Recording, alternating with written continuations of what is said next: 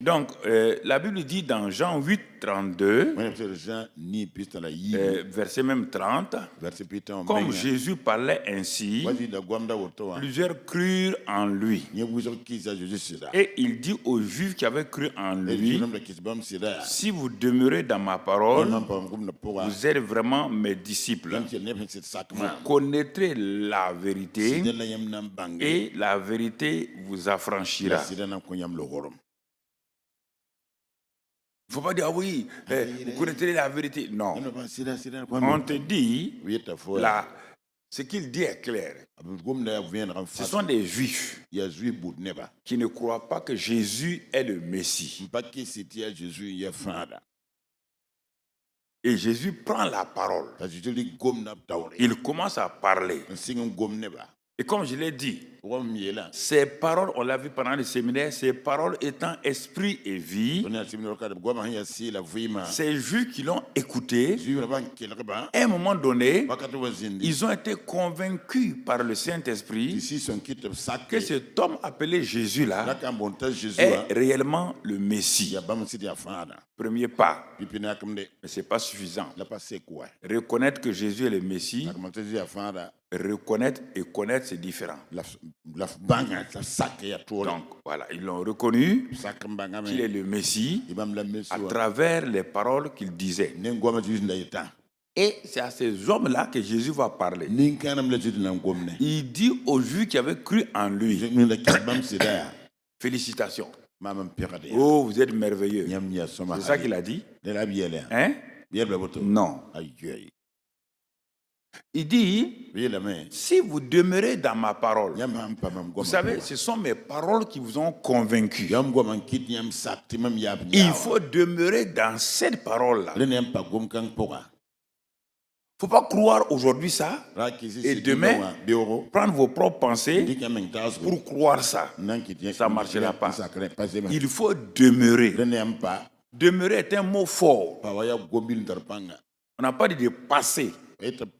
On n'a pas dit de visiter la parole. On dit de demeurer, s'enraciner dans la parole. Si vous vous enracinez dans la parole, si vous demeurez dans cette parole-là, quelque chose va se passer. Quelque chose. Il dit, vous êtes vraiment mes disciples. C'est-à-dire, vous êtes soumis à mes paroles. Et en ce moment, qu'est-ce qui va se passer? Le fait que vous soyez soumis à mes paroles, quelque chose va venir. Vous connaîtrez. Il y a une connaissance qui va commencer à venir. Une connaissance qui vient de quoi? De la parole logos, qui est maintenant animée par le Saint-Esprit et qui devient une parole réma. Et cette parole réma va provoquer en vous la foi. Et quand cette foi est là, quelle que soit la situation où vous êtes, cette parole vérité que vous avez reçue, elle vous rend libre dans tous les domaines. Elle va vous affranchir. Nous, on croit que c'est la prière. On croit que c'est aller gêner.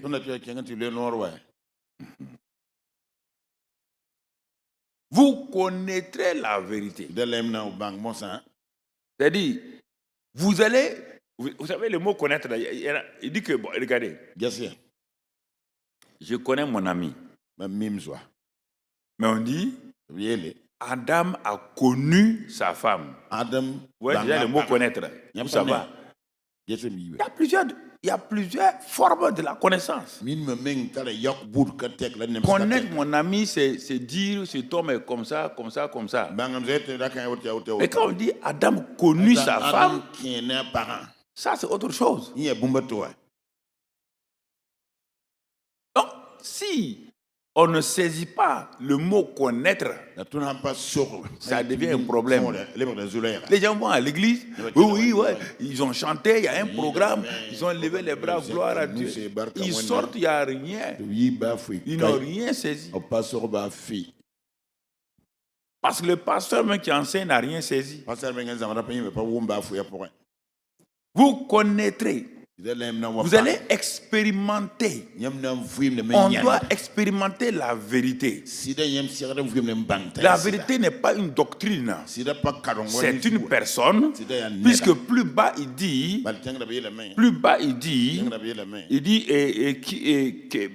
celui qui demeure en lui, donc il va connaître le Fils et le Fils va l'affranchir. Il s'appelle lui-même le Fils la vérité. Et cette vérité-là, si elle est connue, elle est expérimentée, elle apporte une liberté, elle apporte une délivrance, elle apporte une guérison, elle apporte la victoire. C'est ça la connaissance, ce que la connaissance apporte. Donc à partir de ce Jean 8-là, connaître là, on va donner d'autres éléments donc de connaissance. Donc, il y a des connaissances par oui dire. Oui, c'est-à-dire que j'ai entendu. Et c'est ça qui marche dans le monde. Ils ne connaissent pas quelqu'un. Mais ils entendent quelqu'un dire cet homme-là est mauvais, cet homme est ceci. Et à partir des oui-dire, ils vont former leur connaissance de cet homme. Et même parmi les chrétiens, les oui-dire, j'ai entendu que ce pasteur est comme ça. J'ai entendu ça. Et toi, tu formes toute ta connaissance sur le oui-dire, sur ce que les gens ont dit, ce que les gens pensent. Tu ne peux pas connaître cet homme-là. Non. Ça, c'est la connaissance par oui-dire. Si tu vis dans ça, là, il faut quitter. Quitte dans ça, là. Il faut quitter. C'est pas bon. Tu te formes une idée bizarre. Deuxième élément, la connaissance acquise par des informations qui sont vraies. Oui, ce que tu entends là, les informations sont vraies. Mais la connaissance que tu auras là, c'est purement une connaissance intellectuelle. Une connaissance intellectuelle. C'est des informations qui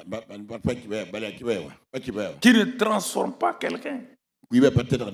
C'est pourquoi beaucoup de gens lisent la Bible. Ils ont les meilleures informations.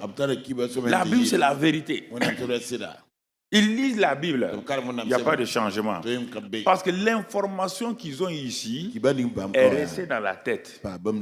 Ce n'est pas donc révélé dans le cœur. Pourtant, ils aiment lire la Bible. Mais quand tu les vois vivre, il y a un vide entre ce qu'ils ont lu là et la vie qu'ils mènent. Donc, vous voyez, donc ça donne une connaissance intellectuelle. Autre forme de connaissance, connaissance par fréquentation. Ouais, on se fréquente. Ouais. Ceux qui vont dans les maquis là. Quand ils s'en vont une fois, deux fois, trois fois, ils commencent à avoir des amis là-bas. C'est connaissance par fréquentation de maquis.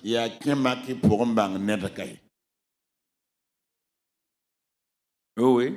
Quand il vient, il commande toujours brochette. Lui, il aime viande de bœuf, lui, il aime viande d'âne.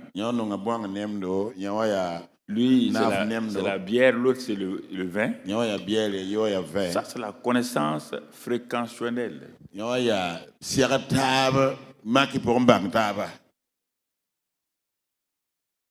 Quand tu parles, quand quelqu'un vient parler, dis, mais je le connais. Tu le connais où? Au maquis. Ça, c'est une connaissance.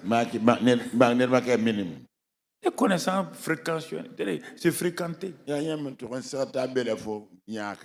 C'est une connaissance en l'air, en l'air. Ya minim ya yingli do comme zugu. En l'air, en l'air. Yingli do tabala. Oui. Quelle sorte de connaissance avez-vous? Minim bo boulem tara. Hein? Jawa. Quelle sorte de connaissance? Minim bo boulé tara. Il y en a plusieurs formes.